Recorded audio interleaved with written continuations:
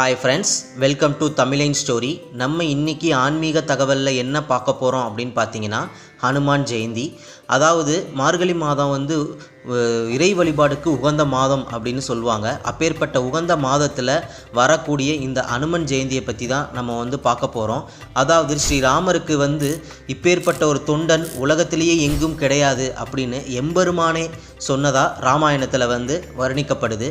அப்பேற்பட்ட ஹனுமனுக்கு வந்து அந்த ஜெயந்தி விழாவில் வந்து நம்ம எது செஞ்சு நம்ம என்ன நினச்சிருக்கோமோ, அதாவது ஒரு விஷயங்களை முயற்சி பண்ணியிருப்போம், அதில் வெற்றி கிடைக்கணும் அப்படின்னு நினச்சிட்டு இருப்போம். அதே போல் காரிய தடைகள், அதாவது உங்களுக்கு வந்து ஏதாச்சும் ஒரு காரியம் தடைப்பட்டுக்கிட்டே வந்துச்சு அப்படின்னு சொன்னால், அந்த மாதிரி சமயத்துலையும் நம்ம அதாவது நம்ம போராடி பார்த்துட்டோம், இதுக்கு மேலே ஒன்றுமே இல்லை அப்படின்ற நேரத்தில் இந்த ஹனுமன் ஜெயந்தி அன்னைக்கு நம்ம வழிபட்டோம் அப்படின்னு சொன்னால், நம்ம வந்து நினச்சதை அனைத்துமே வெற்றியில் முடியும் அப்படிங்கிறது தான் சாஸ்திரங்களில் வந்து சொல்லப்பட்டிருக்கு. அதாவது ஹனுமன் ஜெயந்தி அன்னைக்கு வழிபடுவோருக்கு நிச்சயம் வெற்றி அப்படின்னு ராமாயணத்திலையும் சில இடங்களில் வந்து ராமச்சந்திர சொல்லதாக வர்ணிக்கப்படுது. அதே போல் இதற்கு என்ன பண்ணணும் அப்படின்னு சொல்லி பார்த்தீங்கன்னா, விடிய காலையில் வந்து நம்ம எந்திரிச்சு குளிச்சுட்டு பூஜை அறையில் ஹனுமன் ஃபோட்டோ இருந்துச்சு அப்படின்னு சொன்னால், ஹனுமன் ஃபோட்டோவுக்கு நீங்கள் ஃப்ரேம் ஃபோட்டோ இருந்துச்சு அப்படின்னா நீங்கள் சுத்தமாக சுத்தப்படுத்திட்டு அந்த ஃபோட்டோவுக்குள்ளே வந்து உங்கள் வீட்டில் இருக்கிற மஞ்சள் குங்குமம், அதாவது வந்து நல்லா சுத்தப்படுத்திட்டு அதுக்கப்புறம் மஞ்சள் குங்குமம் வைங்க. மஞ்சள் குங்குமம் பூ எல்லாத்தையும் வச்சுட்டு அதுக்கப்புறம் வந்து பூவெல்லாம் வச்சுட்டு திருப்பி வந்து நீங்கள் துளசி இல்லாமல் இந்த பூஜையை வந்து பண்ணவே கூடாது. துளசி இலை நம்மளுக்கு மிகவும் வந்து முக்கியம். அந்த துளசி இலையும் கொண்டு வந்து வச்சுருங்க. அதே போல் வெற்றிலை, அதாவது வெற்றியை தரும் வெற்றிலை அப்படிங்கிறது வந்து அனுமனுக்கு உகந்தது. அப்பேற்பட்ட வெற்றிலை வந்து ஒற்றைப்படையில் எடுத்துக்கணும். அதாவது 11 இல்லைனா 21. அந்த வெத்தலைகளெல்லாம் நீங்கள் வாங்கிட்டு வந்துட்டு அதை நல்லா சுத்தமாக கழுவி வச்சுட்டு, அந்த வெத்தலையில் செந்தூரம் குங்குமம் அப்படின்னு இருக்கும்.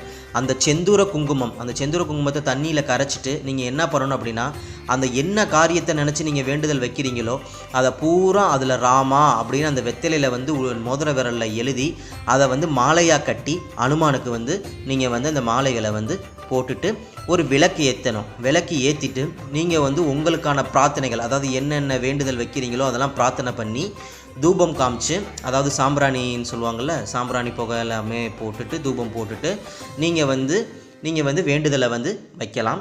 அதே போல் வந்து நெய்வேத்தியம் அப்படின்னு பார்த்தீங்க அப்படின்னு சொன்னால், வடை, அதாவது ஆஞ்சநேயருக்கு உகந்தது வந்து வடைன்னு சொல்லுவாங்க. அந்த மாதிரி வடைகளை நீங்கள் வந்து செஞ்சு வச்சு இது பண்ணலாம். இல்லை சில சமயங்களில் வெண்ணெயாக கூட நெய்வேத்தியமாக வச்சு வணங்கலாம் அனுமானுக்கு. இந்த வடையை மாலையாக சாத்தி அனுமனை வந்து நீங்கள் வழிபடலாம். ஏன்னா ஸ்ரீ ராமச்சந்திரமூர்த்திக்கு வேதனை வரும்போதெல்லாம் அனுமான் தான் அதற்கு உறுதுணையாக இருந்தார் அப்படின்றது நம்மளுக்கு தெரிஞ்ச விஷயம். ராமாயணத்தில் நம்ம கண்கூடாக பார்த்துருக்கோம். அப்பேற்பட்ட அனுமன் ஜெயந்தி வந்து வருகிற 11ஆம் தேதி வருது. 11/1/2024 அன்று அமாவாசையும் சேர்த்து வர்றதுனால சிறப்பு. அதாவது இந்த மாதிரி நீங்கள் வந்து வீட்டில் ஃபோட்டோ இருக்குது அப்படின்னா வீட்டில் நீங்கள் செஞ்சிடலாம். வீட்டில் இல்லை அப்படின்னா நீங்கள் என்ன பண்ணணும் அப்படின்னு பார்த்தீங்கன்னா, அதாவது நீங்கள் கோயிலில் போய் செய்யலாம்.